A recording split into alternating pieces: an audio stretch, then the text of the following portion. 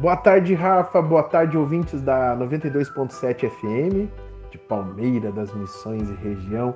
Hoje um programa especial que a gente está fazendo à distância, online, diretamente do Expo Center Norte, aqui em São Paulo, onde está acontecendo a maior feira de franquias do mundo, Rafa. Tem franquia de sorvete, de depilação, tem até escola do rock, tem tanta coisa que é difícil até passar para os ouvintes todos os detalhes da quantidade de possibilidade de investimento nesse modelo de franquias que estão ocorrendo aqui.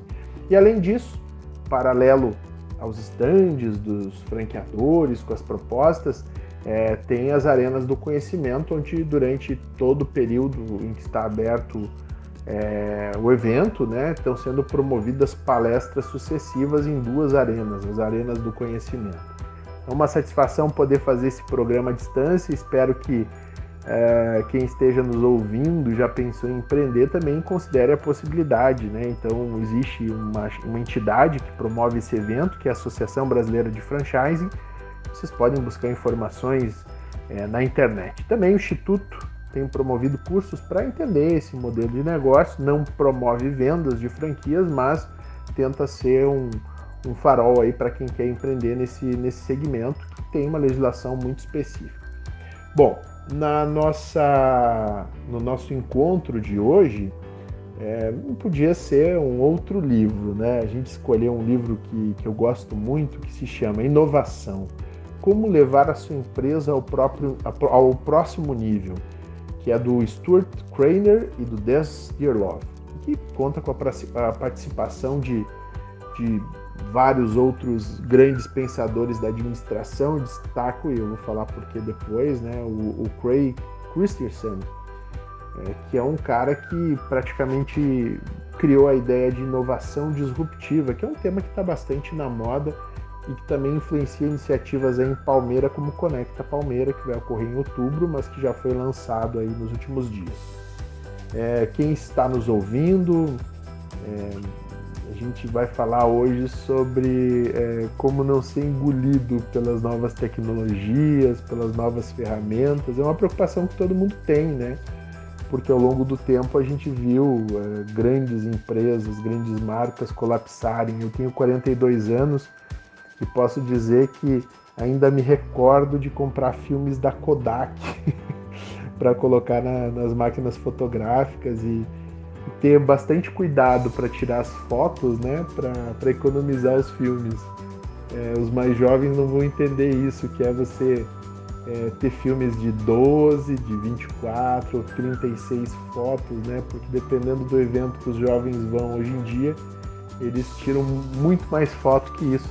E às vezes tiram muito mais foto para escolher qual aquela que eles vão postar nas redes sociais. Essa obra é muito didática, muito direta, ela não é só para quem quer trabalhar com administração de empresa, mas qualquer um que queira inovar no seu segmento, porque ele traz ideias que são de fundo da perspectiva da inovação, né? Como algumas empresas conseguiram passar por processos desafiadores e como algumas empresas não conseguiram. Tem uma parte que eu acho muito bacana, eu já começo a falar da obra da nossa semana, que é a ideia de que a vida comercial é brutal. Os autores falam bem sobre isso, né? Que existe dentro do mercado uma espécie de realidade hobbesiana, que é cruel, é brutal, e cada vez é mais curta. Isso nos angustia, às vezes nos afasta, mas que torna imprescindível a gente tentar encontrar um caminho, né? Porque no final do dia todos nós precisamos sustentar as nossas famílias. E num país como o nosso, onde tudo é tão difícil, não dá para dar bobeira. E o livro fala sobre inovação, que é uma palavra que nem sempre pega muito bem dentro da nossa linha de formação. Eu, por exemplo, venho da área do direito, onde esse tema praticamente não é explorado nos cursos de graduação. Agora tem alguns prêmios, né, que são lançados para tentar estimular alguma coisa nova, mas é algo muito difícil, né? Eles têm um lugar onde as questões são tradicionais e repetitivas, é dentro do direito. E por isso que, para mim, hoje é tão importante ler mais sobre o assunto e eu que trabalho numa área que é de atender empresas, então também preciso entender a forma como eles encaram esses novos desafios. Há uma expressão de um economista que é trazido na obra, né, austro-americano, Joseph Schumpeter, e ele fala da destruição criativa. De alguma forma, toda a inovação ela acaba transformando o mundo, e nesse processo ela acaba destruindo algumas coisas. E é por isso que a inovação às vezes é tão difícil para algumas pessoas, né? Porque para escolher o novo, às vezes você precisa abrir mão do antigo. E a obra fala, por exemplo, né, que ao longo da história nós tivemos muitos períodos de inovação que vieram dentro de um molde de turbulência.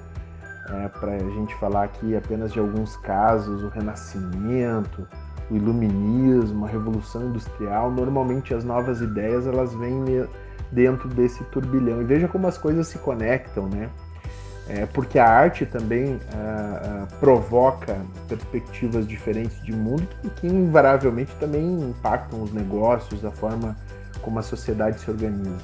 Tem uma frase bacana do Thomas Edison, conhecido inventor, que serve muito bem para ilustrar isso, né? Que 1% é inspiração, 99% é transpiração. Normalmente a vida das pessoas que querem transformar o mundo através das suas visões, dos seus projetos, não é fácil, né? Porque ela precisa, como eu falei, dentro desse processo de criação, acaba destruindo outros elementos, porque o novo sempre, nem sempre ele trata muito bem o que já estava, né? Porque às vezes é uma transformação mais sutil, mas às vezes é uma transformação bem expressiva.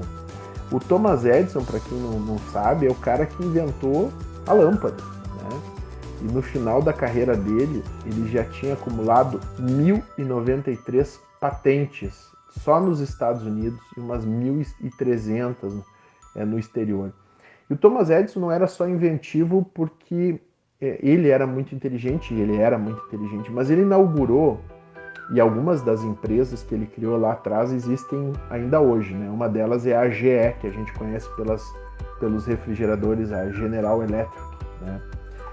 Bom, mas ele não se destacava só por isso, ele era muito inovador porque ele já tinha naquela época uma ideia de que você precisa juntar pessoas, você precisa juntar mentes, juntar cérebros para você conseguir criar mais.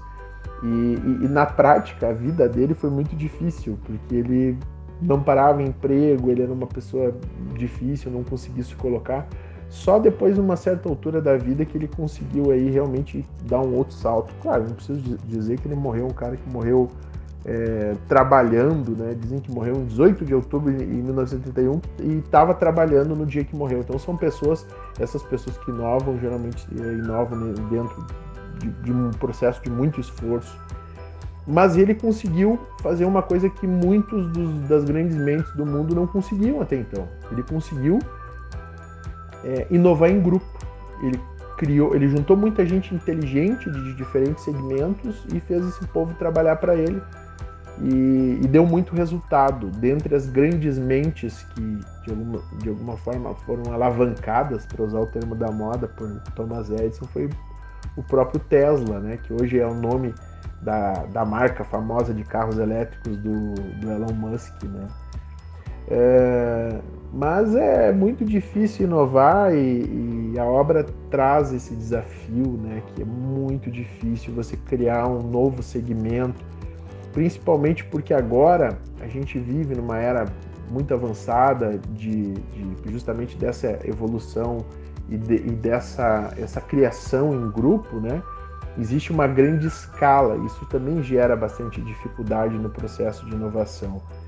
E é irônico, né? Porque a obra traz, eu vou falar aqui o que está citado, abro aspas, as evidências demonstram que na maioria dos casos os pioneiros de mercados radicalmente novos quase nunca são os que ampliam e conquistam esses mercados. Então, tem uma noção que cada vez está mais clara para quem empreende, que chegar muito tempo antes também talvez não seja a melhor coisa. A gente está vendo que os carros elétricos agora parecem estar bombando, né? Foi anunciado até aqui em São Paulo uma nova marca com preço já bem mais competitivo, ainda que muito caro para a maior parte dos brasileiros, em torno de R$150 mil, mas que a gente viu lá atrás muitas outras marcas tentando empreender com carros elétricos aqui no Brasil, sem tanto êxito, e no mundo, né? Então não é a primeira vez, por exemplo, que o carro elétrico surge agora,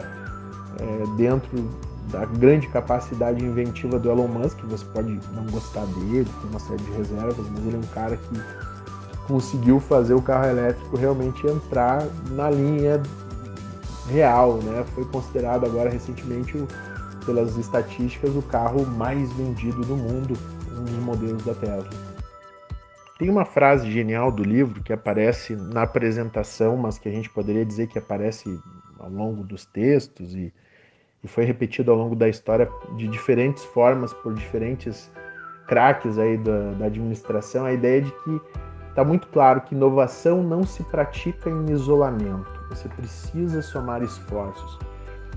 E para falar de franquias, porque estou aqui na maior feira de franquias do mundo, é bem nessa linha, que às vezes a gente tem a ideia de que inovador é aquele cara genial numa salinha, criando inovações para o mundo de forma absolutamente solitária, sem ajuda, e não.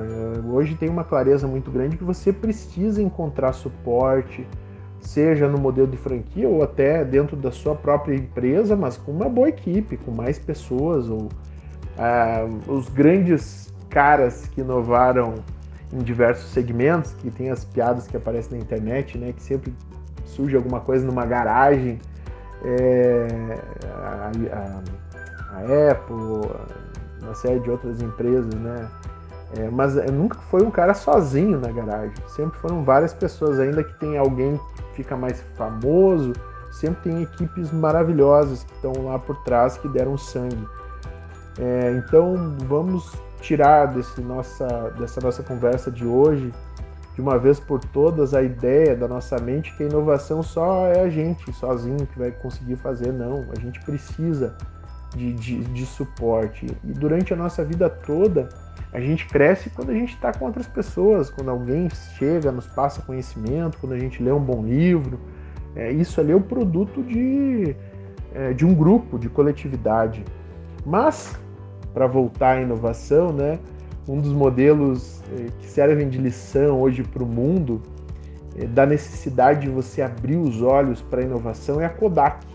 A Kodak, ela teve um processo falimentar. É muito conhecido esse modelo para quem é do ramo, né? Quem está nos ouvindo, que é da administração, vai ver que o livro trata de um tema aqui que é muito repetido. Ela entrou em falência em 2012. Ela, conhecida, os mais antigos não vão lembrar, como eu falei, né?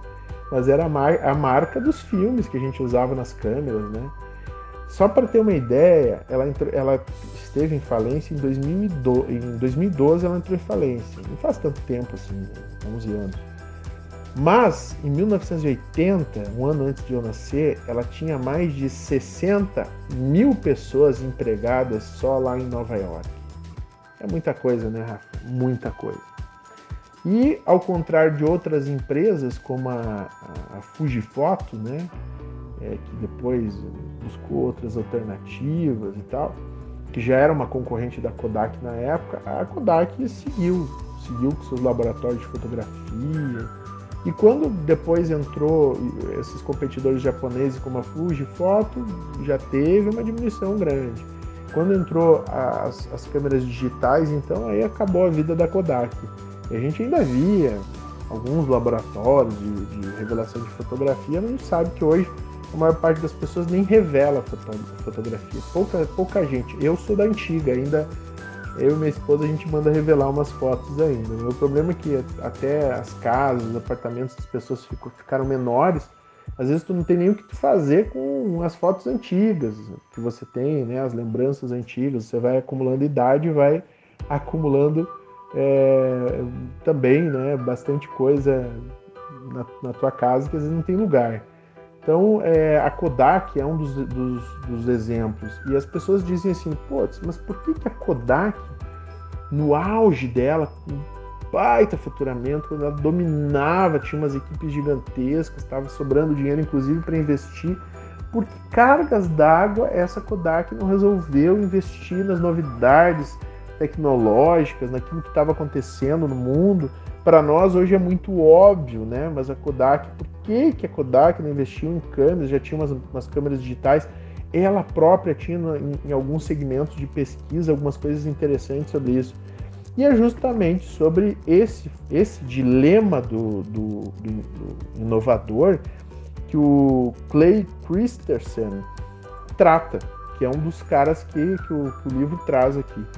É justamente esse dilema. E qual seria o dilema da inovação? Por que grandes empresas, com tudo na mão, teriam possibilidade de antecipar movimentos do mercado? Por que elas não fazem isso? E aí serve para a nossa cidade, né? Que tem uma base agrícola muito forte, do agronegócio, que hoje é rentável, dá muito certo, né? Talvez no futuro, se novas tecnologias sobre alimentação ou novos parâmetros de produção surjam, alguém vai olhar para cá e vai dizer assim, mas por que no auge os caras tinham capacidade de inovação e diversificação e estudar novas possibilidades, por que ali eles não decidiram olhar para o lado e fazer diferente? O livro não trata só disso, né? Ele fala da inovação disruptiva, da criação do futuro, da inovação aberta, da gestão da inovação em estratégia, inovação em sociedade. Tem vários tópicos bem interessantes nos seus capítulos. Aqui a gente vai dar um gostinho falando um pouco sobre a inovação disruptiva, que é um tema que eu acho bem interessante. Mas o Clay Christensen, ele justamente criou uma forma de tentar explicar isso, né? Por que grandes empresas não seguiram esse caminho. Daí não falo só da Kodak, né? Ele cita aqui, por exemplo, a IBM. A IBM, a uma certa altura lá, ela dominava os mainframes. Quem é mais velho, que estudou computação, ou que, sei lá, gosta um pouco mais de tecnologia, vai saber que aqueles computadores de alto desempenho. Então, aqueles computadores que os bancos, que o governo usava, que são aqueles gigantes, por que ela tendo toda aquela tecnologia e todas aquelas equipes, ela não criou o computador pessoal? Por que ela não criou o laptop e coisas assim? E aí entra a dissecação que esse autor faz dessas ideias. E a resposta dele é burocracia, arrogância, executivos cansados, falta de planejamento, falta de análise de longo prazo, né? Mas ele fala também que é um paradoxo, e ele chama do dilema do inovador. O inovador tem as seguintes possibilidades. Ele vai desenvolver uma tecnologia que os clientes não acham que querem e que produzem lucros menores, ou ele continua a investir na melhoria dos produtos que os clientes adoram. Tá entendendo? E ele fala que justamente existe um efeito, olha que maluco, né? Porque todo mundo fala que você tem que ouvir o cliente isso. Claro, o cliente é uma baita fonte para você entender o que você tem que fazer, teu produto, melhoria do atendimento. Não estou dizendo que não tem que fazer isso, mas ele fala que existe um efeito colateral, que você não consegue olhar lá na frente, o que o teu cliente iria querer se ele fosse apresentado aquela tecnologia, né? Então você entra nesse dilema do inovador. Vou ficar aqui investindo naquilo que eu tenho conhecimento, que eu já tenho uma margem, que eu sei que eu não vou ter que desbravar, eu dou uma melhorada aqui no processo, o produto e tal, ou eu vou chutar o balde e vou fazer justamente isso que ele está colocando, que é disrupção, que é você realmente tentar enxergar numa nova tecnologia uma forma completamente diferente de fazer isso. E até eu vou citar aqui o meu cunhado Cassiano Coraza, né, que é diretor da Palmitrack, que é uma concessionária da New Holland, uma das grandes marcas do segmento de máquinas agrícolas, inclusive anuncia aqui na rádio, né? E ele, garanto que por ter essa visão de necessidade de uma estratégia de longo prazo de empreendedorismo, a Palmitrack agora ela também é distribuidora da marca EaVision, que é uma marca de drones. mas não drones, aqueles dronezinhos, não, drone para agro mesmo, baseado em alta tecnologia, um drone que tem radar, que desvia de objeto, faz de tudo, né? Claro, dependendo da cultura, ele não é algo mais adequado, porque a gente tem lavouras muito grandes, de 2, 3 mil hectares, que ele talvez nesse momento não seja o mais adequado, mas já é muito interessante para algumas etapas de dispersão de sementes, já é muito interessante em alguns tipos de cultura, ou até aliado a outras tecnologias, onde você faz uma inserção, um ataque lá, uma praga qualquer mais pontual, para ver se você consegue, digamos assim, matar o problema na raiz. Então é um exemplo claro aqui na nossa cidade de uma pessoa que está aberta a esse tipo de inovação de mais longo prazo. Agora, por que você vai ter mais, ele vai ter mais drones de estoque, vai ter de repente outras coisas a menos, tem que fazer uma opção. Talvez nesse primeiro momento, se você só olha o imediatismo, eu podia ter um outro bem que eu tenho mais giro, que eu não vou ter que abrir mercado, que está aqui disponível, pronto para eu poder usar, né? Então é um exemplo claro. E esse é um dos temas que o livro traz, talvez aquele que mais seja interessante, que é essa questão da disrupção, de você tentar olhar outras formas, e é por isso que muitas empresas que eu atendo, outras empresas também de vez em quando pensam, mas de repente eu preciso expandir. E se o meu negócio virasse uma franquia? Ou vou investir em outro segmento, porque eu não posso apostar todas as minhas fichas nesse. Talvez eu poderia pegar uma franquia de algum segmento. Então as pessoas hoje estão mais abertas para esse tipo de situação. Mas lembrando, né? Nem todas as pessoas, nem sempre vão ser inventos ou tecnologia que dão a base, né, para a inovação. O livro trata muito bem disso, né? Não é só mudança de paradigma tecnológico. Às vezes a inovação justamente está em outras formas de você trabalhar um negócio, novos processos, uma série de outras coisas. Mas, para falar um pouquinho também de negócios, a gente sempre fala de tecnologia, que é uma coisa que chama mais atenção, né? Mas às vezes formas muito diferentes de você chegar até o cliente, de parcerias, né? Em vez de, como exemplo que eu dei, em vez de abrir filiais, você franqueia teu negócio e deixa o cara usar a tua marca, ele investe o dinheiro dele, mas ao mesmo tempo você tem algum controle contratual sobre o modelo, né? A marca continua sendo tua, e ele lá não tem muita experiência, tem esse suporte, mas também vai ter os lucros possíveis do negócio. Então é uma coisa muito interessante abrir a cabeça. É uma obra muito boa, então nosso programa diferente dessa semana, gravado aqui de São Paulo, diretamente da maior feira de franquias do mundo, promovido pela Associação Brasileira de Franchising. A gente falou um pouco sobre a obra Inovação, como levar a sua empresa para o próximo nível. Está disponível na internet, tem também para vender no Instituto. É uma obra bem baratinha, né? Do Stuart Craner e do Des Dearlove, que falam de grandes nomes da administração, especialmente que a gente citou, e tem outros que eles vão tratar ao longo do livro, do Clay Christensen. Essa obra ela está dentro do projeto que tenta trazer os 50 maiores pensadores da área da gestão, da administração. Então é um processo contínuo de trazer diversas obras. A gente tem essa sobre inovação, mas dentro do selo editorial Bookman, que é o mesmo que produz a Artmed e outros selos, eles também têm sobre gestão, liderança, sempre livros relativamente pequenos, 180, 200 páginas, bem objetivos, bem didáticos, para você que quer explorar esse segmento, talvez não tenha tanto orçamento, não tenha tanto conhecimento prévio. Espero que vocês tenham gostado do nosso programa diferente de hoje. Me despeço mandando um abraço para o Rafa. Hoje, em função da ligação, eu não tenho retorno dele, então eu falei mais. Espero que todos tenham um excelente final de semana, que aproveitem com essas famílias, que se sintam estimulados a pensar uma realidade diferente, não só no âmbito privado, mas nos seus diversos segmentos, olhando o que o mundo está produzindo na área da informação, lendo, trazendo um conteúdo mais rico para suas vidas, já que hoje também a gente vive uma era em que chega muita coisa ruim que não nos agrega nada. Então, um excelente final de semana a todos Um forte abraço aqui de São Paulo. Espero voltar logo para a minha terrinha, Palmeira das Missões. E a partir da próxima semana a gente está funcionando normalmente lá no Instituto Preceptor Kun, mas com muitas novidades. E já focando a próxima edição do curso Guia Prático de Franquias, para você que quer saber mais sobre esse modelo, que para alguns apesar de ser antigo, mas para algumas realidades de negócio é disruptivo e é inovador. Forte abraço e até a próxima!